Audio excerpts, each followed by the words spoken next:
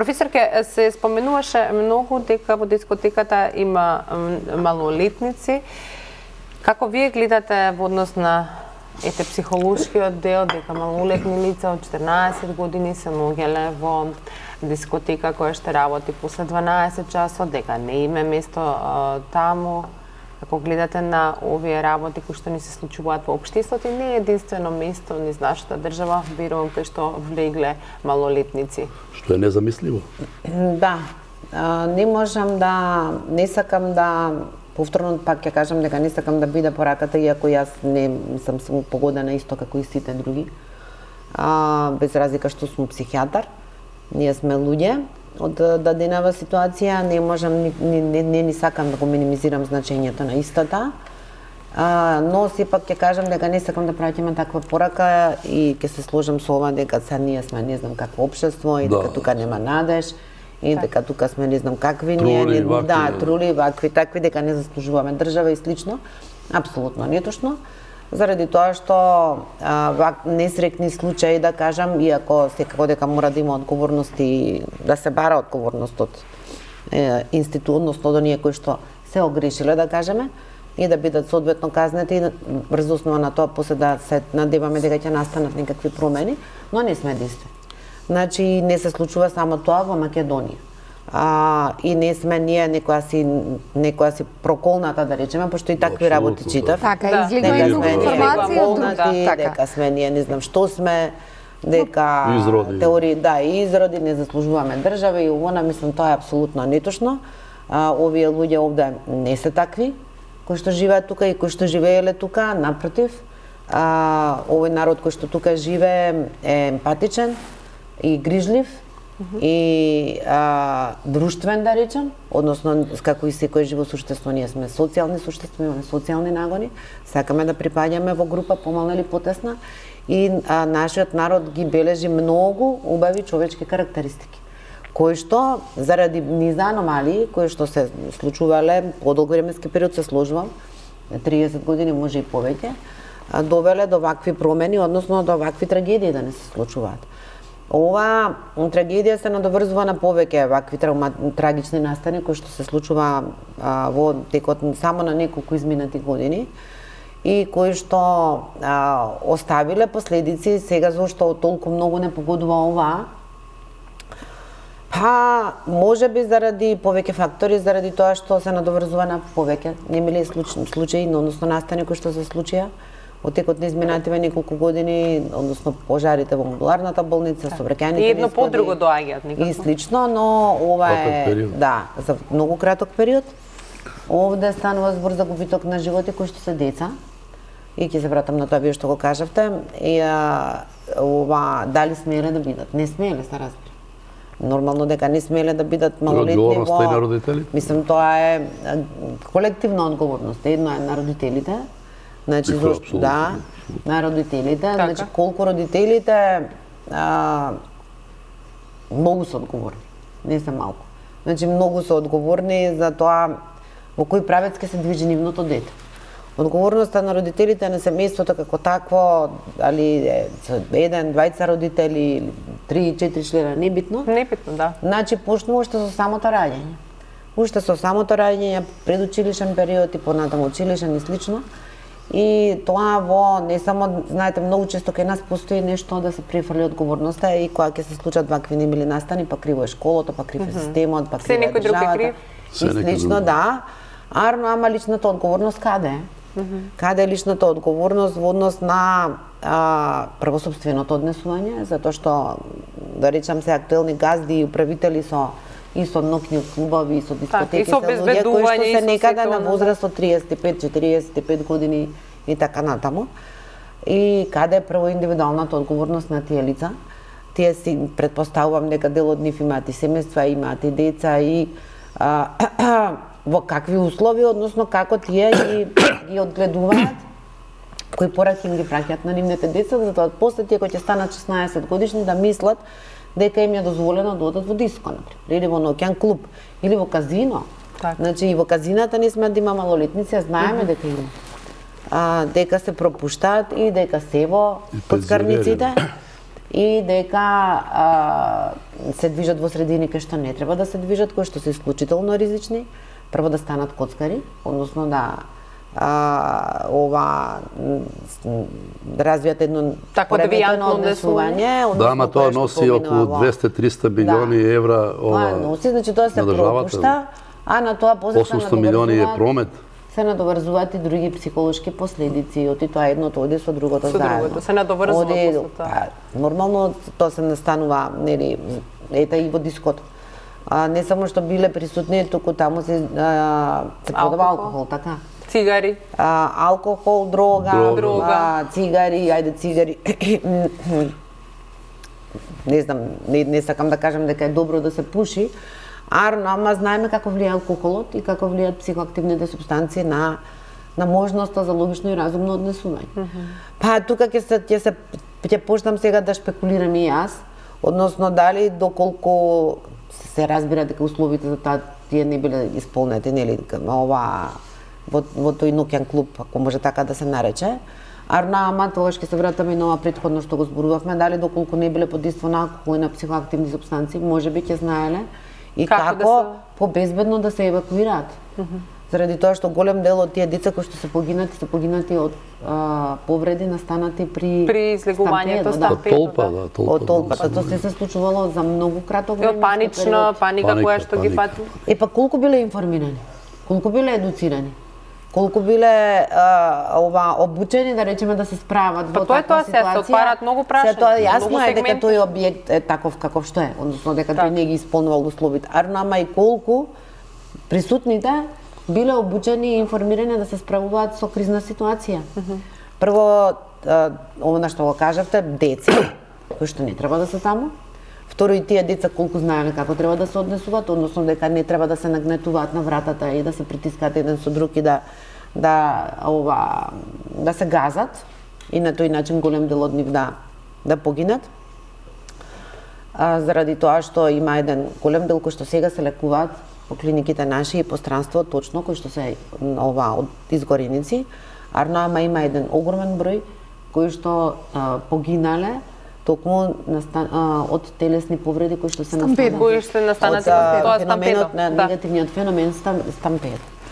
И сега друго, господа што ме прашувате, дали доколку не биле под действо на алкохол, може би ќе размислувале побистро, дали доколку не биле под действо на психоактивни супстанции, исто така, и дали доколку не биле малолетни, ќе имале можност психолошка, ментална зрелост да знаат како да се справат во кризна ситуација, поинаку да се справуваат и многу работи кои што ќе останат, да кажеме, дел одговорени, дел неодговорени, а дел ќе останат да се одговара. Дали доколку имало, како да кажам, и родителската грижа била на повисоко ниво, односно дали доколку тие родители биле и тие правилно едуцирани и информирани, дека не е така безазлено да си го пуштите вашето дете да се враќа после полнок, да кажеме, или по 2, по 3, дека постојат многу ризици. Тоа е една работа. Втора работа, дали доколку повеќе се обрнувало внимание на педагошко-психолошкиот момент превентивен. Значи тоа подразбира да се работи со децата уште од најрана возраст, предучилишна. Јас знам дека предучилишните, бидејќи имам внуки кои што одат во градинки, нека имаат вакви едукативни работилници, но значи треба уште, треба повеќе. Знам дека имаат и во училиштата, во основните и во средните, но треба повеќе. И треба работење не само на план на не да се минимизира никако. Значи едукацијата е на прво место. Ама да се работи и на другиот момент, на психолошката едукација.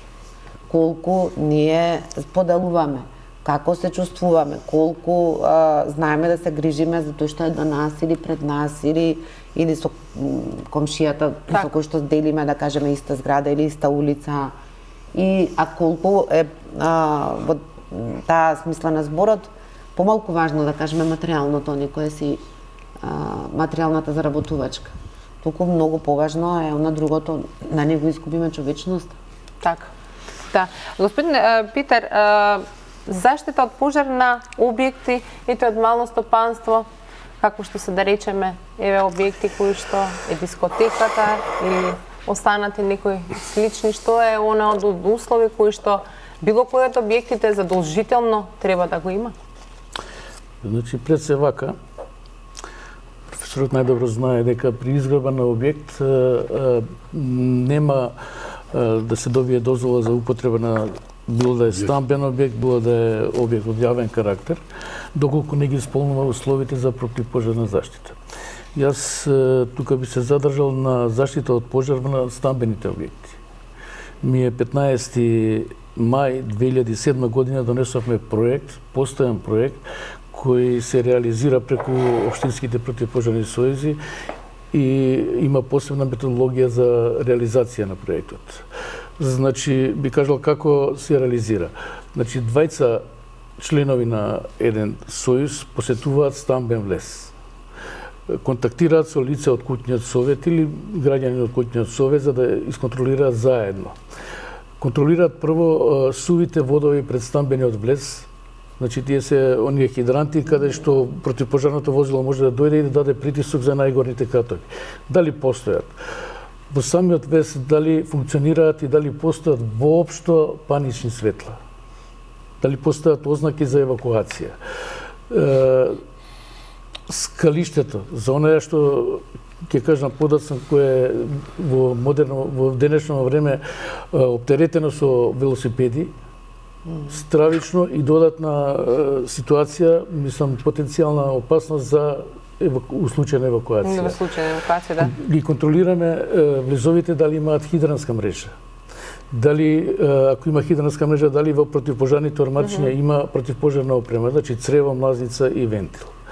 Контролираме противпожарните скали на оние згради каде што се повисоки над 20 метра со законот треба да имаат противпожарни скали за принудно спасување. И контролираме противпожарните премени, она што е за мене исто така најризично.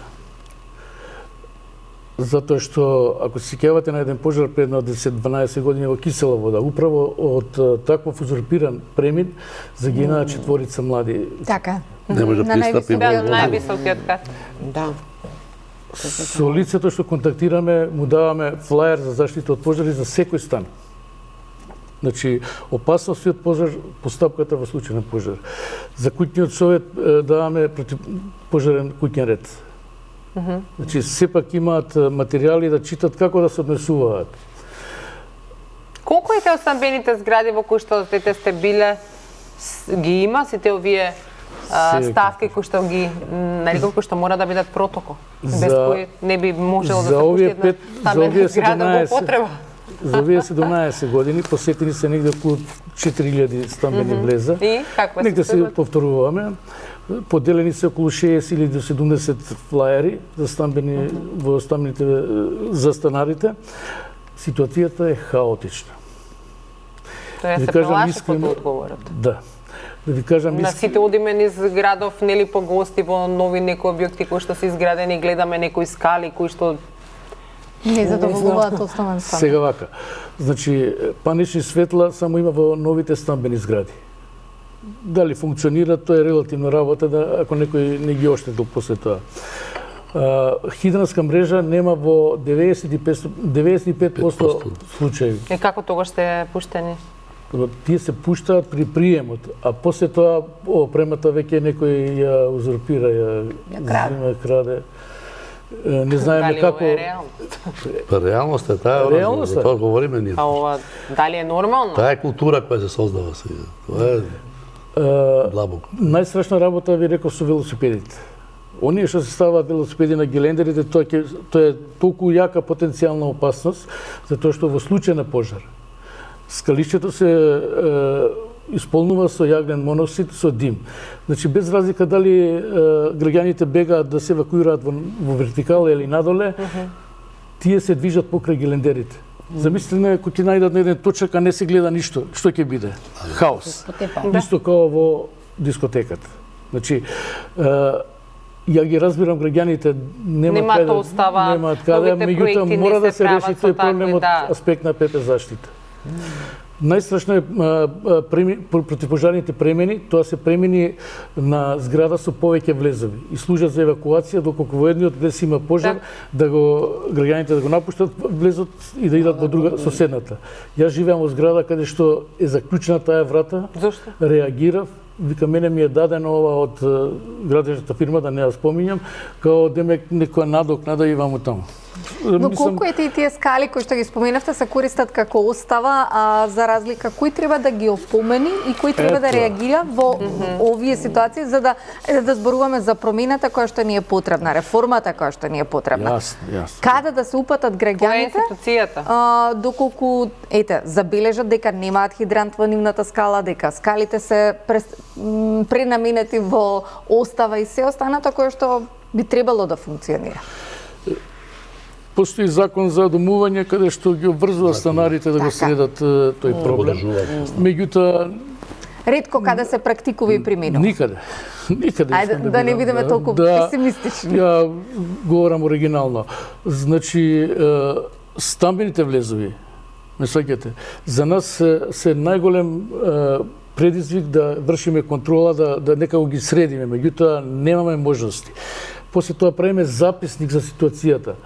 Ја тие записници во 2008 година ги доставив до лице од општината, председател на сектора за заштита од пожари, да ги копира, да видат увид. Затоа што ние сме на еден начин сервис на општината, сервис на образованието, све сме волонтери.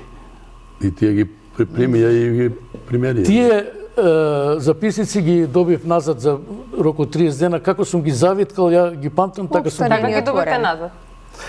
Значи, тука врзувам... Тоа е тоа загрижувачко кое што го зборував. Така е. Значи, тука ја врзувам локалната самоуправа. Морам да кажам оваа прилика благодарение на градот Скопје. Благодарение на советниците од градот Скопје ние поддржуваат програмата да над 80% да ги реализираме нашите активности и така обстануваат и општинските противпожарни сојузи. Сем некој сојуз, да речеме, кој веќе сериозно ја сватиле работата, дава донација или средства или ја усвојуваат програмата во Илинден нешто во Чаири, Бутел нешто и така. Меѓутоа ситуацијата е хаотична. Дури има една ова, те прекинуваме една ова што го говоревме ова, има делови во тие згради каде што нема пристап против пожарното возило. Управо и тоа контролираме, да. Каква е таа ситуација? Тоа е основно нешто кое што треба да го има еден објект. Пристап мора да се има. Но ви рекавте дека го контролирате и тоа. Каква е ситуацијата во Скопје? Па да ви кажам, најзагрозувачка е во кисела вода. Во кисела вода не може со лека кола да помине, со обично возило. Чаир стариот дел исто така, меѓутоа тука решение не може се најде. Мислам, многу е страшно, мислам, зашто веќе се изградени објекти. Тука се оние старите мало зборуват или за исто така овие новите изградени објекти? Нови се тие сите, да. Стамбените згради. Јас се плашам искрено да ви кажам дека може да имаме па некоја катастрофа противпожарна, затоа до сега сме имале среќа. Знаете какви згради низ Европа се случува да изгорат. Така? И тоа со модерна технологија на опрема за заштита. Кои што секаде во ходници станови имаат противпожарни. Имаат и јавувачи и све. Замислите кај нас, што ми имаме згради на 20 спрата. Имаме. Такви скали. Джевакери повеќе 40. Ние скали такви професионалците немаат за извршат спасување. Ако биде загрозен влезот, мора да се бега по вертикала. Кој што реков, лифтовите тогаш не смеа да се користат во случај на пожар, мора да се иде по скалите. И тогаш настанува тој хаос. Не останува само да се молиме, да не се случи. Тоа е во врска со... Тоа е проблемот. Да. И колку иронично звучи тоа, да не се случи. Ја користам прилика да апелирам до локалната самоуправа. Значи немаме систем. Нека има систем. Меѓутоа не функционира. Сега ќе го објаснам. Значи постои закон за пожарникарство. Каде што во законот е наведено член 21 дека општините формираат доброволни противпожарни друштва, формираат општински противпожарни сојузи, обезбедуваат простори и финансиски средства за нивна функција. Тоа никој од која сум председател и претходно никој тоа сериозно не го сваќа. Колку години? Јас сум веќе 4 години претседател, меѓутоа сум бил подпредседател на Кисела вода на аерон, без разлика. Моите активности нигде... Колку долго сте во овие активности?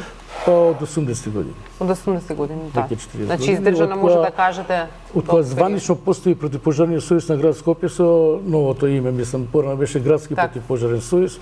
Иначе активностите во градот се регистрирани веќе во 1950 година. Се формираат друштва, тогаш тој систем имаше такви ставови да има секоја работна организација, доброволно друштво, секој училиште, ми одржувавме надпревари, функционираше безпрекорно. Кој е вашиот апел до градските, татковски и до општините? Ја Да го споменате почитуваат Кисела законот, вода, да го почитуваат законот, да се потрудат да не да формираат, пошто веќе Сдружение на граѓани го формирале оние ентузијасти, оние граѓани што сака да дадат придонес.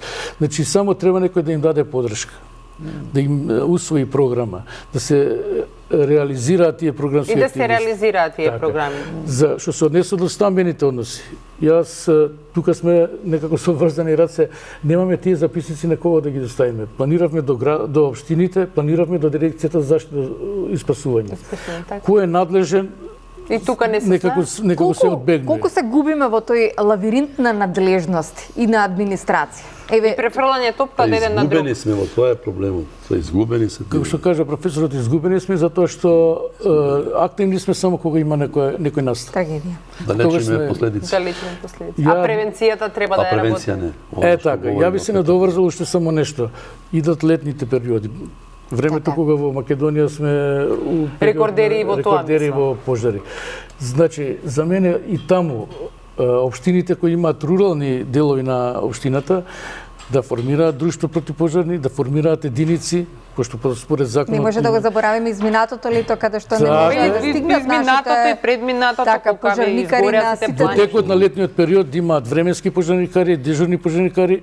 Тоа изистира трошкови, меѓутоа тие се трошкови минимални, како што реков, превенцијата е најплатна. Но колку имаме пожарникари во Македонија? Во Македонија професионални пожарникари не можам да кажам точната бројка, меѓутоа во градот Скопје е бројката катастрофална. Значи, можда 50% уште недостасуваат пожарникари. Сега веќе имаат програма за оваа година 40 да примат. Не навлегувам во тој дел, тоа е проблем на градот. Дали еве со овие обуки за заштита од пожари да се нели обучи што се вели населението, па и претходно не биле сите професионални пожари, но обука општото население кога има за одредени елементарни непогоди кои што се случуваат, дали е поплава, дали е пожар, знаат како да се однесуваат. Дали тоа може би таа превенција која што треба да се направи? Тоа е вториот дел. Ние во насока на оперативниот дел имаме посебна програма. Значи, согласно Законот за пожарникарство, Дирекцијата за заштита и спасување доставува програма да противпожарен сојуз на Македонија за одржување на предавања за вработени лица, доброволни пожарникари и за курс за доброволен пожарникар. Курсот се одржува негде 48 часа трае. И тоа е единствен кој тие пожарникари ќе се сретнат со тој курс, може да бидат членови на доброволните друштва каде што може да самостално да учествуваат на гасење пожари. Може да постои една стимулација. Во оние општини каде што имаат шуми, отворени простори за... Нашиот народ е солидарен, би сакале да волонтираат, само треба да им се даде насока, прилика, содржина со која што би се активирале. Да ви кажам искрено, тој дел сум скептик и разочаран. Нема млади кандидати воопшто да дојдат во сојузите да бидат членови. Ама мислам дека не се дала можеби прилика и доволно информации, нема што би значило тоа. Само доаѓаат кога за обука или за курси доаѓаат кога треба да се примат негде пожарникари, мислам, у некоја единица и така. Инаку ние за овие 3 години одржавме, обучивме околу 100 доброволни пожарникари за единици. 36 имавме само во општина Илинден. Во градот Скопје тие пожарникари што беа примени поминаа наш курс, па после во хемиско и така. Но јас сметам дека нема доволно информации како би можеле да се вклучат. Јас верувам дека би сакале младите во однос на некои други настани кои што се организираат, покажуваат солидарност, па еве не постојат начини за информација во суштина. Да се мотивира за да нели така да го направат тоа. Еве вие професоре како социолог како на некој начин може да ги формулирате или како да се изразам она кое што се случуваше ноќта, односно во недела кога се случи тоа, вечерта и ноќта имавме еден организиран дрифт кој што беше карши болниците 8 септември, па сисна каде што беа сместени сите овие деца донесени од кучени, пренесени, кои што се бореа за животот, од друга страна едни млади луѓе кои што организираа дрифт во огромен број. Утрото, потоа во понеделникот повторно 8 каде што девојка беше згазена и низ такви некои инциденти во однос на ете млади огномет. Млади кои прославуваа роден ден со огномет, така да колку девијантите. Да. Некако какви се социолошки Може видите, можно е тоа да како велиме да немаме ли постои емпатија кај некој од нив да направат нешто и тоа е во мислам дека и во човековата природа некогаш да направите нешто необично за или да го разберат, не да ви дека постоите на некој начин. Тука и држи нешто во таа смисла, не? Правам нешто во тој момент, знам дека никој нема да го направи тоа и за мене сите тие ќе знаат нешто дека постои. Така. Што е ова е во Македонија инцидентно се случува тоа и мислам дека не беше толку главно и тоа повеќе може и го одвлекува тоа внимание на главните проблеми. Тоа мене ме ова загрижува, не. Така. Во таа смисла инаку тоа може да го објасните од една социопсихолошка ситуација. Не беше масово, не беше апсолутно. Се придржуваа некако луѓето изразија таа максимална солидарност не на некој начин. Сега следи еден многу тежок период.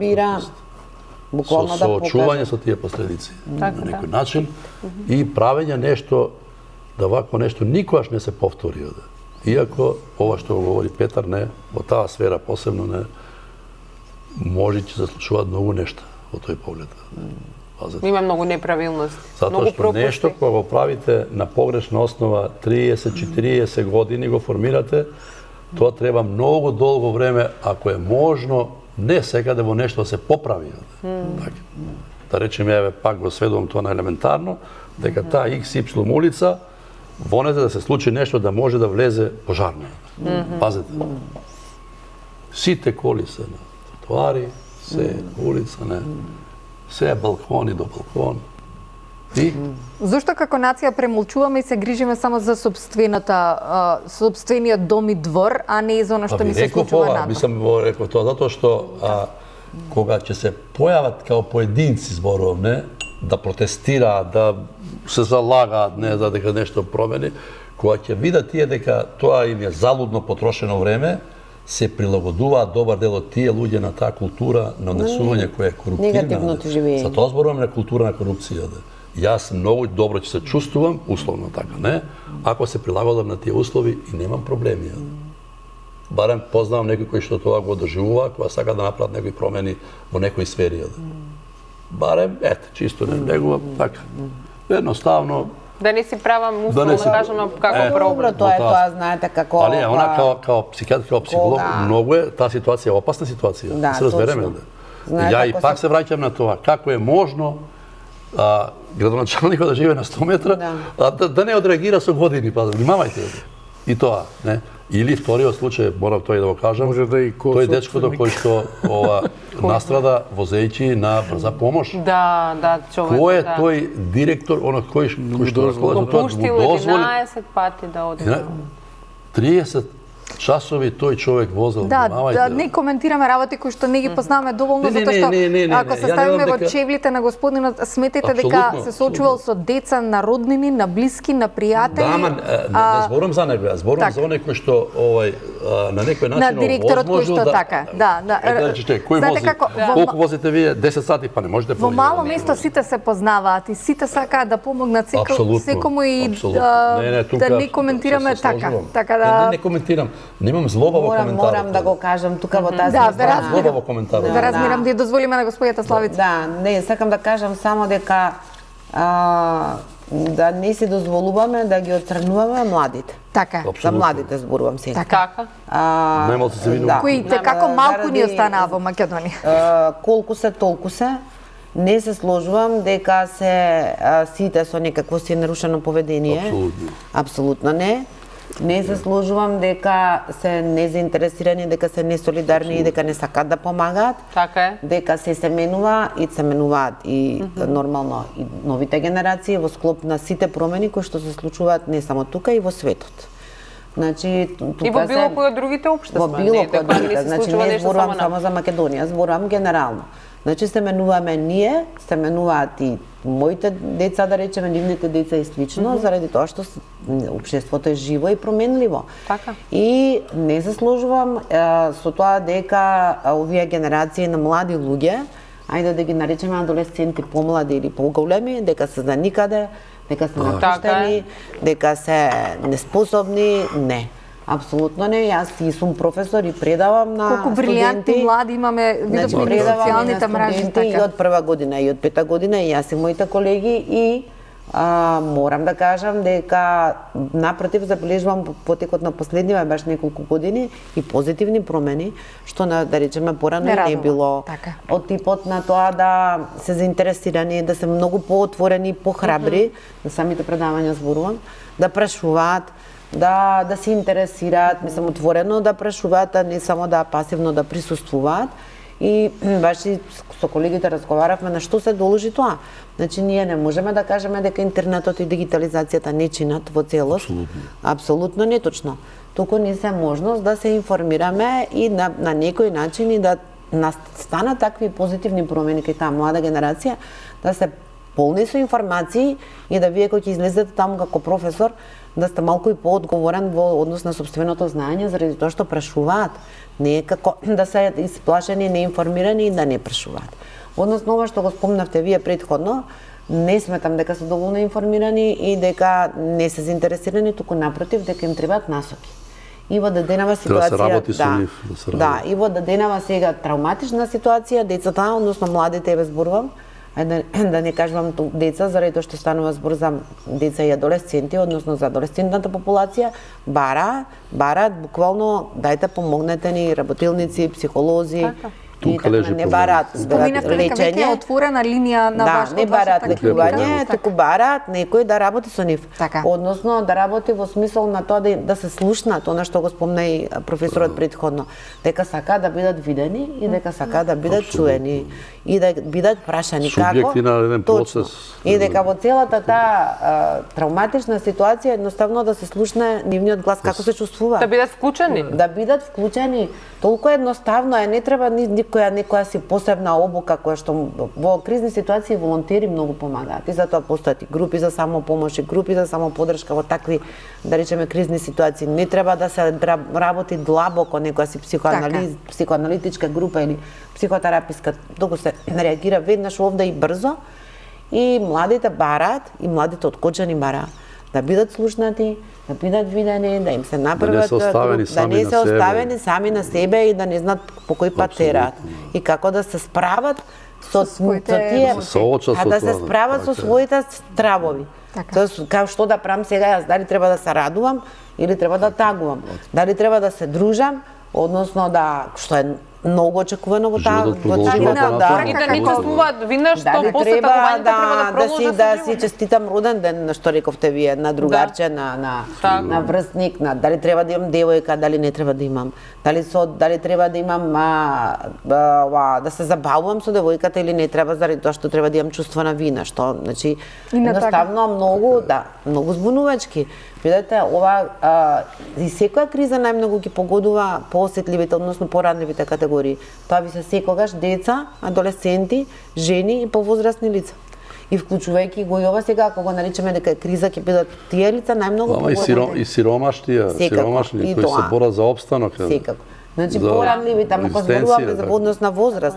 Така. Тоа е таа најранлива категорија. Има ли начин, професорке, како да се справи? Дека има начин, секако, но не можеме да очекуваме магични решенија. Така. Значи не може да се очекуваат и доколку секој си ја работи работата така како што треба и таму кај што треба, кај што му е местото, а не надвор од местото, тогаш има се разбира, но тоа е долготраен процес.